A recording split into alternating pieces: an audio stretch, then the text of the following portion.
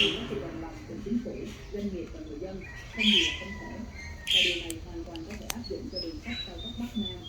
Việt Nam có đủ tâm hay không? Câu trả lời không còn là có thể mà là chắc chắn. Dù hiện tại Việt Nam chưa thể tự làm 100% mọi công đoạn, nhưng điều quan trọng nhất là chúng ta đã dám bắt đầu.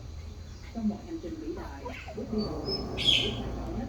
Nếu cứ mãi lo sợ, mãi nghi ngờ vào chính mình thì không bao giờ có thể tiến xa. Hãy nhìn lại lịch sử, đã từng có lúc người Việt không biết gì về đóng tàu, nhưng hôm nay chúng ta đã có tàu 5 sao chạy ra thế giới. Đã từng có lúc khái niệm làm chủ công nghệ chỉ dành cho các cường quốc, nhưng giờ đây nhiều nhà máy tại Việt Nam đã sản xuất linh kiện hàng không, linh kiện bán dẫn và cả xe điện thông minh. Vậy thì tại sao lại không tin rằng người Việt có thể làm đường sắt cao tốc? Kết luận: tự hào, không tự mãn, quyết tâm, không chủ quan. Câu hỏi từ truyền thông Trung Quốc thực chất đã mang lại cho Việt Nam một món quà vô giá. Nó khơi dậy lòng tự tôn, tinh thần tự lực và ý chí vươn lên của cả dân tộc. Nó nhắc nhở chúng ta rằng để làm được điều vĩ đại, không thể chỉ dựa vào lòng yêu nước, mà còn cần sự chuẩn bị bài bản, đầu tư nghiêm túc và đặc biệt là minh bạch trong quản lý, hiệu quả trong điều hành.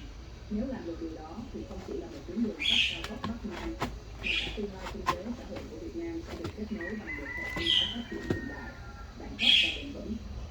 Từ làng đường sắt cao tốc không còn là chuyến viển vông, mà là một sứ mệnh, một lời khẳng định: người Việt đủ tầm, đủ tâm, đủ trí và đủ lực để đưa mình ra biển lớn.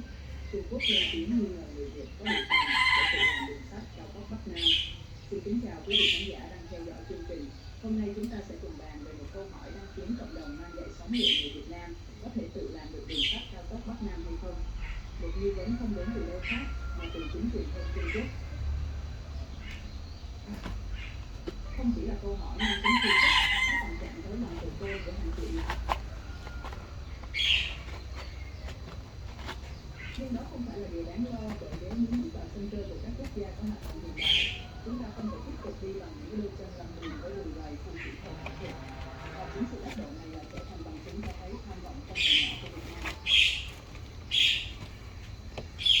Không chỉ là bài toán hạ tầng, thì tuyến đường sắt cao tốc Bắc Nam là một tuyên bố rõ ràng rằng Việt Nam muốn vươn mình